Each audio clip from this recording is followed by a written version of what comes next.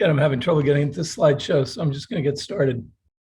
So it's been said that debt is the current consumption of future earnings. And I think countries around the world are about to find out exactly what that quote means.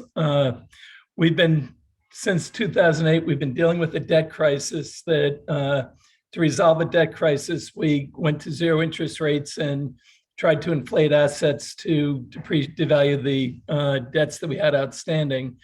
And now we're going to be dealing with the fallout of that, and it's starting to hit home. So I want to just give some perspective on the debt situation in the U.S. We just hit 31 trillion. I want to talk about the deficits, and then I want to reflect on one of the questions from last week because I thought it was really a good one. Alexander Hamilton was involved in a lot of stuff, but one of his thoughts on about countries taking on debt is that it's okay to be a borrower for emergencies, but you actually have to be able to borrow on good terms. That means you have to be credit worthy. And I think we're going to a point now where a lot of countries are pushing their definition of credit worthiness. So we're going to have to see how we manage through this, because that's one of the big issues that central banks are facing right now.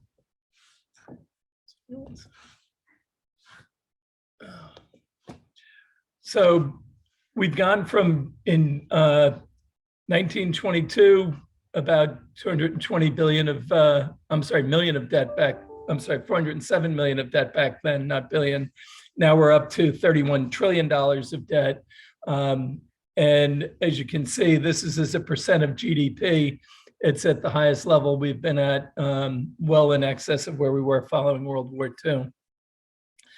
And this is the breakdown of debt back in 2012 to now. And this just gives you a sense of how dramatic the move has been in a 10-year period, where we've doubled the debt, both publicly held and also coming close to it on the intergovernmental agency holdings. So the real number that you really want to focus on is the 24 trillion of debt that's outstanding.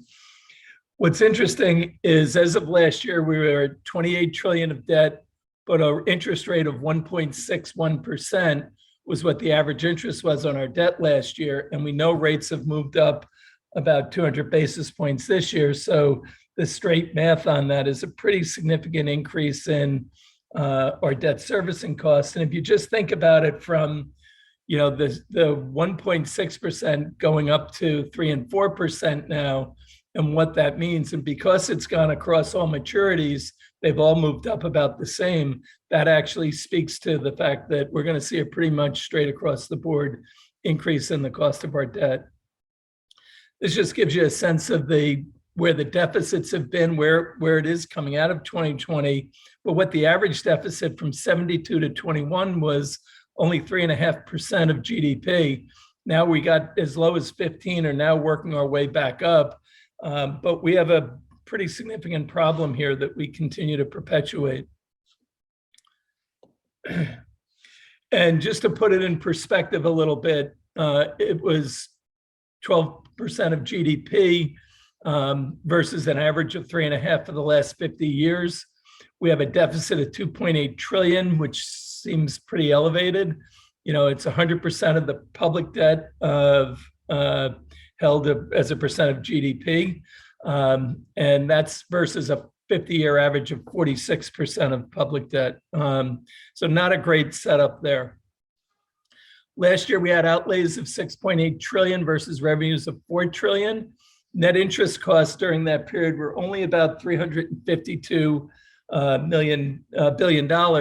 But to give you a sense, defense spending, which is our largest area, was about 750. So with the change in rates, you could actually see interest crossover debts, defense spending this year or next. So not a great scenario there. And then this just goes back to the 1900s.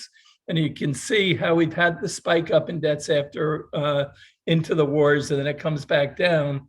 We have to really get the debt back down again. And I think this is one of the big issues that government's going to be faced with, is to solve the debt problem and to go through some of the things we're going through. You're going to have to contract the economy, which means more unemployment, which is hard to get reelected. So I think one of the big issues, and this is looking out to 2050, and what you're looking at here is the interest cost and the slow growth are really going to be part of what pushes our federal debt up, because the debt spend is going to be so high at that point. So just another look at the debt relative to the historical average on a debt to GDP basis. It's way above where we are and moving into the very dangerous territory. And as you can get a look at this chart, as we switch to the deficits, you can see where the deficits are projected to go.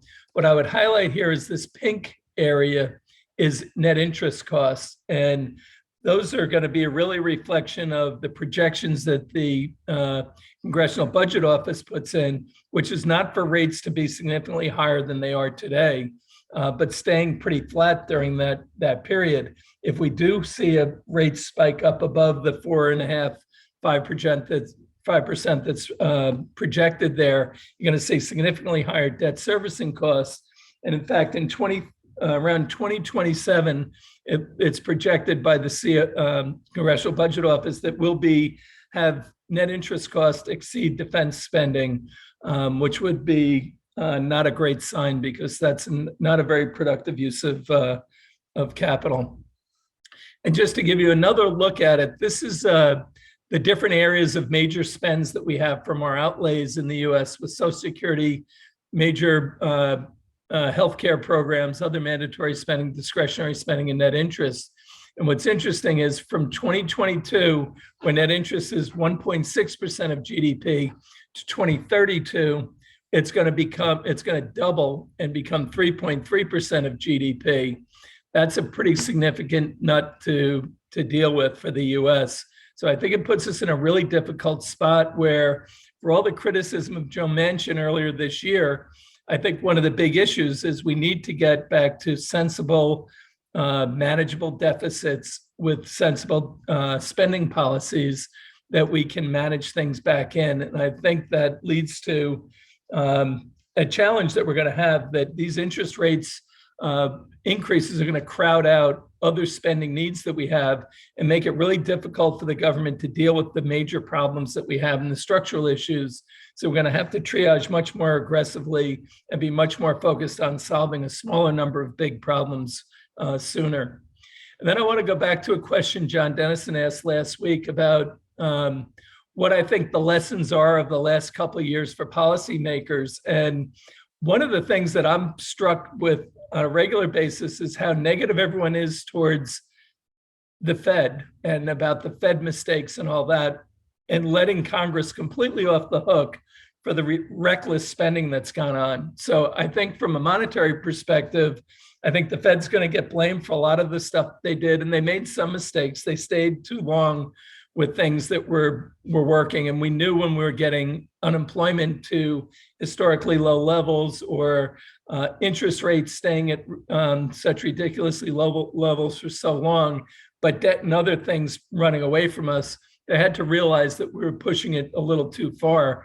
And then when this fiscal policy guys came in over the top with such aggressive spending, historically aggressive spending, that was really more short-term sugar high stuff, not structural spends. I think the other issue that's going to come out is the historians are going to say the fiscal policy guys wasted a massive opportunity to deal with critical issues and set nations back decades.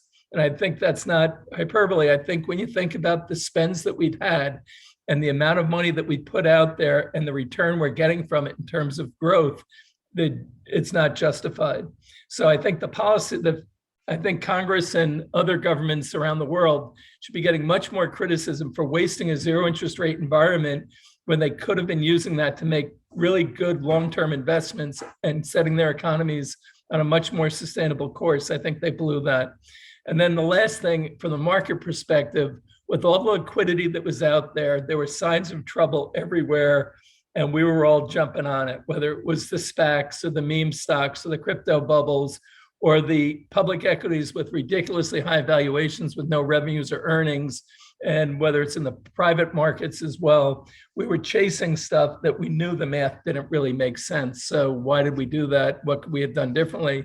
I think it's always interesting when you come to the end of a cycle and you look back and you see what happened right before that. The troubling signs were all there, and you can see it with the margin rates and the like. And you also saw it where the confidence was as high. People were very complacent. There were so many issues there. But we went through a cycle that was way too long of two things being too good, and we didn't recognize that it was right there. So I think the monetary guys are going to learn that they did too much. They have to pull it back a little bit, and they have to be maybe a little less on the communication side. I think that from the fiscal policy side, they're going to realize that debt and deficits do matter again. And we're going to have much more financial discipline and make harder decisions from that. And from a market perspective, we're going to have to be much more aware of when you're at the end of euphoria cycles like we had been in, that they always come to an end and they often end badly. So I think those are the kind of the comments I'd make. John, I thought it was a really good question about what are the lessons learned. I think there are going to be a lot more as we go along about what we should have done differently through this process. So I'm going to stop there, Mark, and open up for discussion. Questions, comments?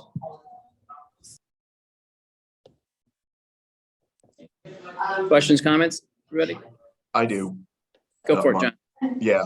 Hey, Stephen, thanks for such a robust and insightful answer to the question. Let me ask you a follow-on question. Often in history, when governments have taken on too much debt, the tool of choice to reduce it is inflating it away, further inflating it away. Do you see that as a risk over the next 5, 10, 15 years of deliberate choice to reduce the huge debt that you just described through some inflation built in? Yeah, I think that was the whole goal of QE, was to defease the debt by inflating the assets. The problem with that is it works as long as you can inflate the assets, but we had the zero interest rates, which were giving us the ability to inflate the assets with quantitative easing, and now you've just reversed that completely. So you've had a 2% or more move up in rates. I think it's 3% on global short rates, so that's a problem. And then when you think about the other side of it, is we have very little growth to show for it, and the growth projections going out are lower than the interest rates on your debt. So you're going to have to actually do more than just defease the debt. You actually have to take the debt down, and I think that's the problem we're gonna run into, is we just have too much debt in the world. You know, you're at 300 trillion of debt on a $100 trillion economy, and maybe sliding a little bit on that 100 trillion. That math doesn't work. So I think there's going to be some debt jubilees coming. I don't think the central bank's are going to be able to print their way out of it anymore. And in fact, if you think about in the US, how much conditions have changed, we were purchasing $125 billion of bonds a month, or $120 billion of bonds a month. We just reversed that. Now we're taking 95 billion out a month. So you had almost a $250 million swing monthly on liquidity. So I think that's what the shock is. And when you put the math kind of in that perspective, and that's one element of the tightening, and then you add to it, the dollar has rallied about between 12 and 17% this year, which is another form of tightening. I don't think the Fed's going to have to go as high on raising rates as everyone thinks, because of all the other tightening that's going on. So I think we're in a spot now where there's also spillover effects, like we talked about last week, where other countries are going to be raising their rates. Will take some of the pressure off the US to continue to raise rates. But I just think we're going to be stuck in a period where growth is going to be very difficult, and you're going to have to work through the debts, and there's going to be the pain is going to have to come that we've been putting off. So I don't think they can keep inflating the way out of it, John, because the math doesn't work for the countries. Steve, you need buyers. Let me ask you one more question. Do you think policymakers can be criticized also for not issuing 100-year bonds when interest rates were 1%? Some countries did that. Yeah, I know.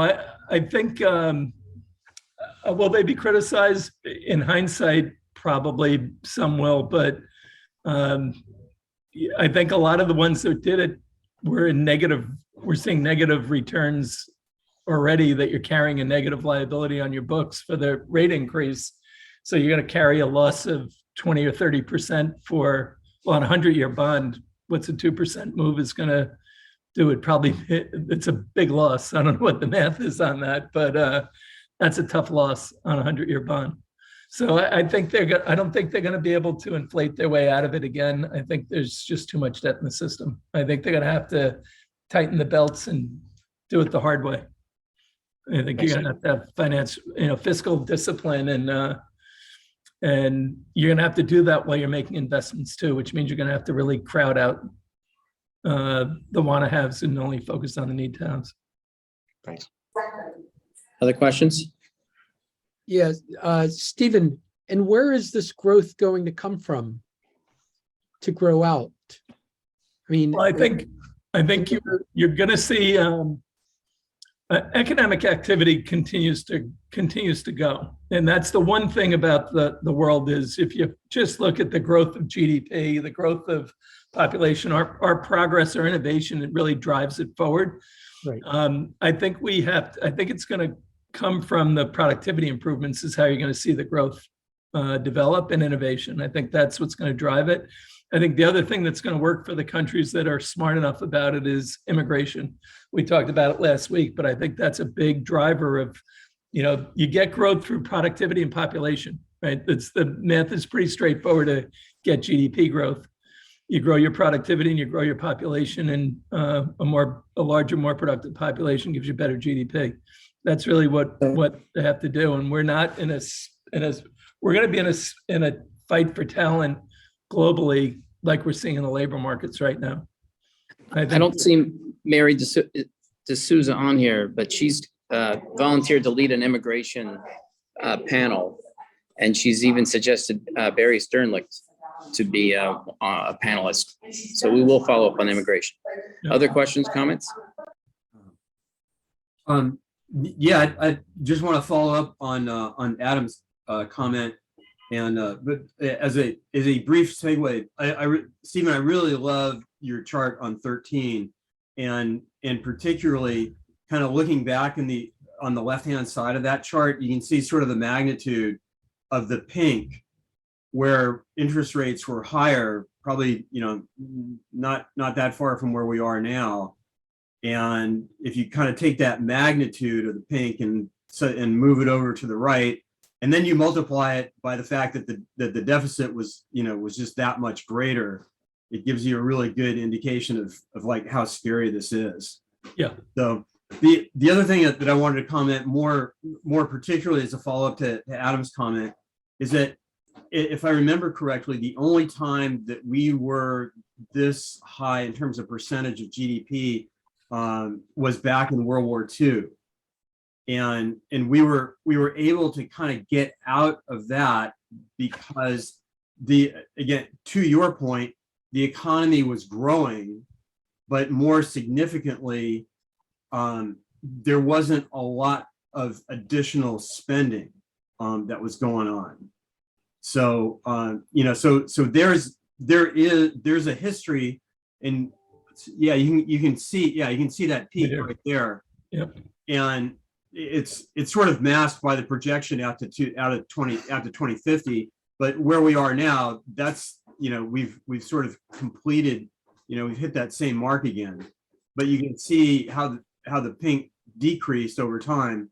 And again, that was because the economy grew so much and government spending was much more under control, relatively speaking. So it's possible. Is it easy? No. Does it take a while? You bet. But it is possible if they just don't ruin things at this particular moment. We did have a lot of pent-up demand back then, Bill, which I don't know that we have now. And Yeah. you had the economy switching from a full war economy back into a domestic economy again. So Yeah. manufacturing was able to restart, and then you had the whole housing boom take off as well, like you had in New York with the Levitt homes, Levittown and all that popping up. So the conditions after were very different. Well, what about the reshoring? I just heard two families here talking about how Dayton has been transformed. This whole Midwest, Yep. and the jobs are back. industrial parks, but also the innovation labs, which goes back to the productivity side. Yep. Nancy's been highlighting that still, and it's continuing to pick up. And actually, the bulk of the reshoring is coming from foreign companies moving closer to the US market.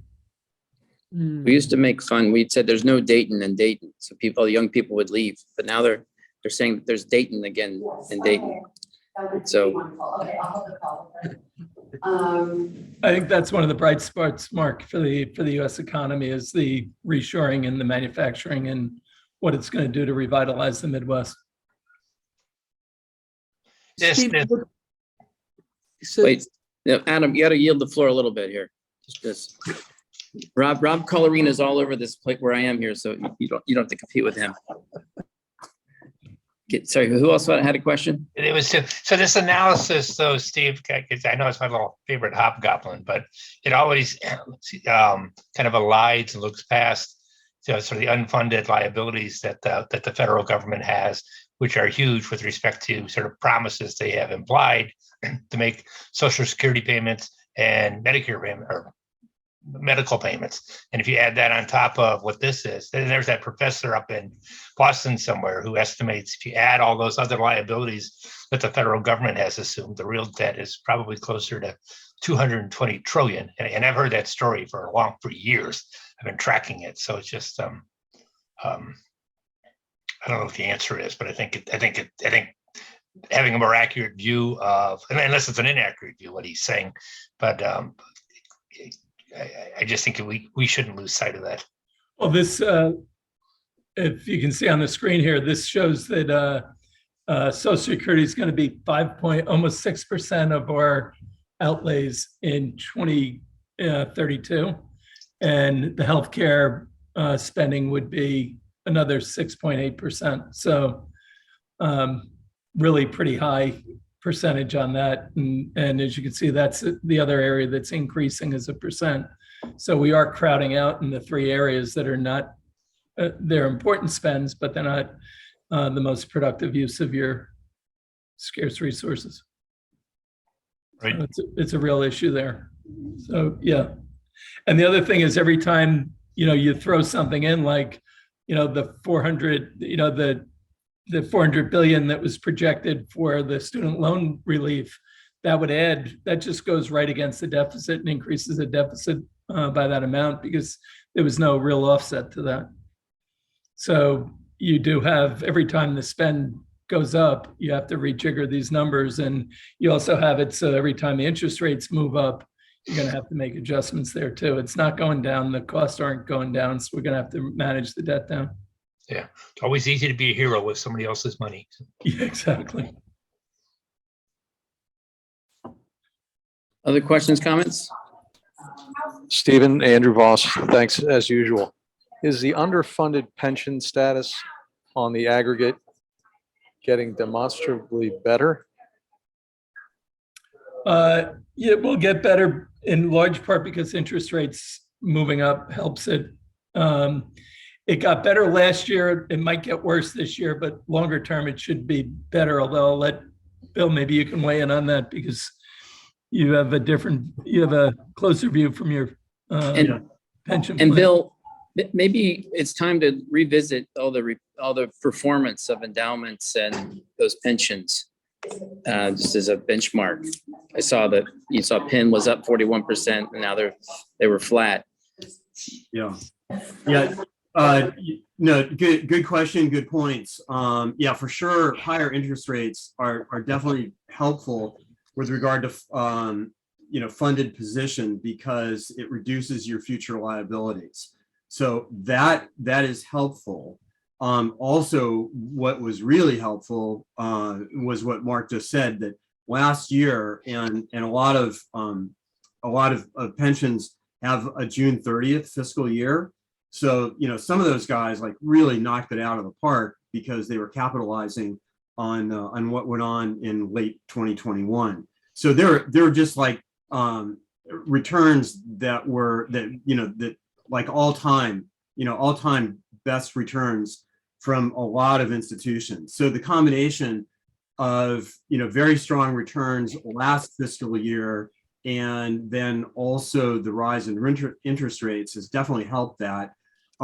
It's also interesting that many plans and many institutions have been able to adjust their portfolios so that the damage this year has been more mitigated for them than the average retail investors absolutely taking it right on the chin, full force. But a lot of these institutions, not that they're doing tail hedging and stuff like that, but they've really diversified their portfolios into strategies and assets that aren't driven by the same risk factors. So they're kind of, maybe they're down a couple of percent, maybe they're flat, maybe they might even be up just ever so slightly. I was talking to my good friend Andy Speller from Fairfax about a month or so ago, and so far he was holding about even for this year, and so I think that institutions are in a lot better shape than not. The only little caveat that I'll say is, of course, in the UK, where they're having this crisis, which is precipitated a lot by the fact that when I read this article, it was like unconscionable to me. A lot of the corporate plans there did liability-driven investing, i.e., trying to match their liabilities with income streams. And what they did is they went long leveraged fixed income instruments. So can I drop the mic right there? Bill, didn't we call that portfolio insurance in 87? It's a little different, but yeah, it's kind of same thing. The outcome is much the same. Yep. So it was just, stupid. They did not understand the downside risk of what they were doing, and the potential scenario was clearly not factored into that, and it's causing a major situation, over there. It doesn't seem to be happening over here. John Dennis has got his hand raised. And I said, oh my God, I said something. You're on mute, John. John, You're on mute. Hanging up with this one, it's going to work. John. Or hunting. And I said, here's, so I gave him the money. You're on mute. And I said, and here's your American twin. So anyway. Not the first time I've done that, as you know, Mark. Stephen, question for you, and then an observation, and I'd like your feedback on it. But the question is, everything you described with the debt overhang and slower growth, demographic issues, how do you see that? How do you see the interest rate environment going forward in that context? What implications does that have for the level of interest rates generally, without you drawing a yield curve for everybody? And the second is just a social,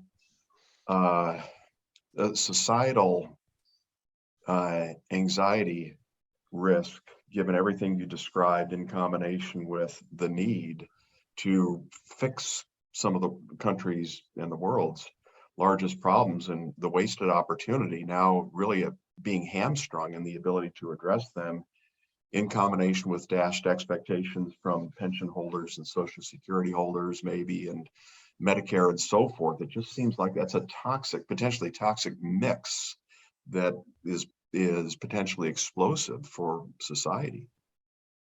Yeah, it really is a problem. And I think it's going to require a lot more pain than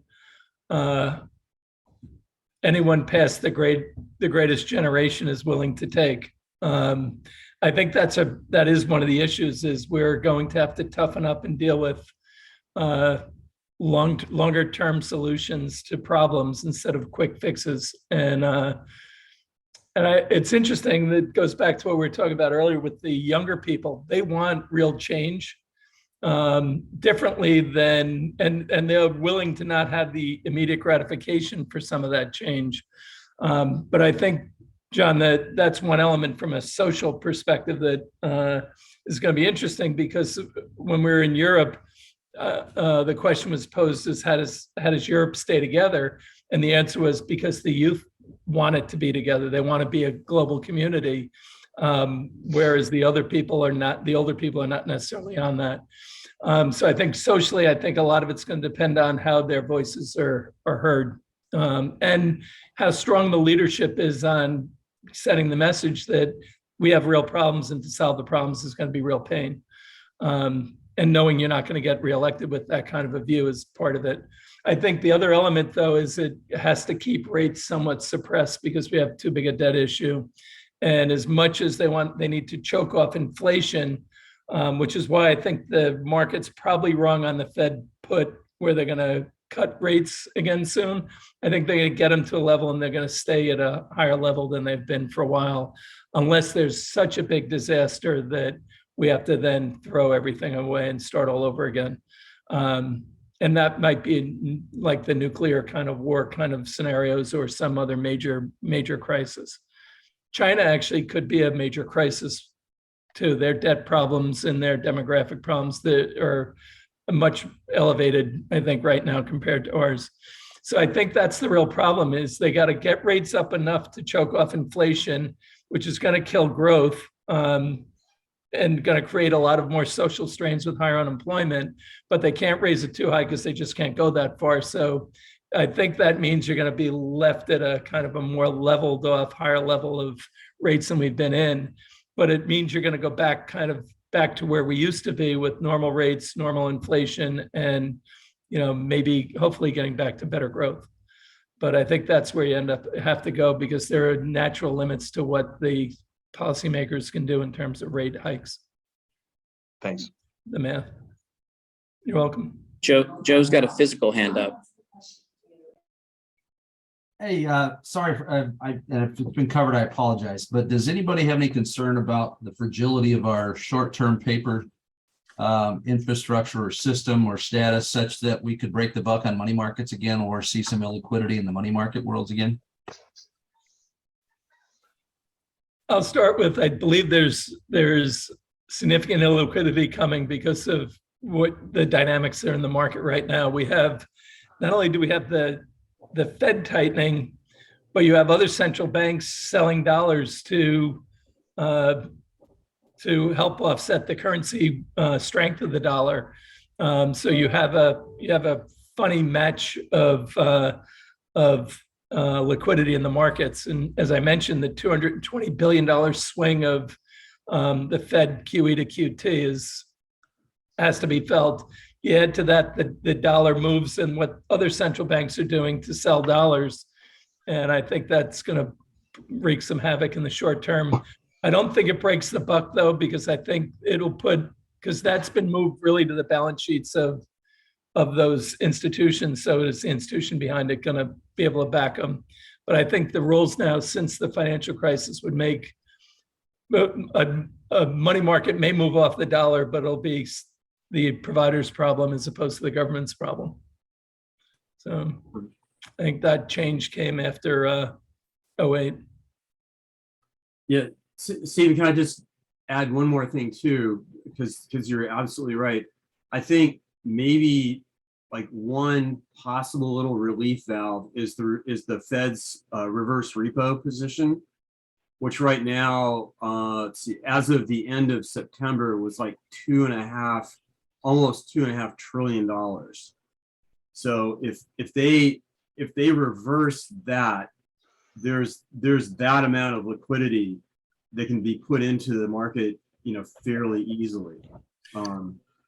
But I think the overhangs that you talk about are like far more serious.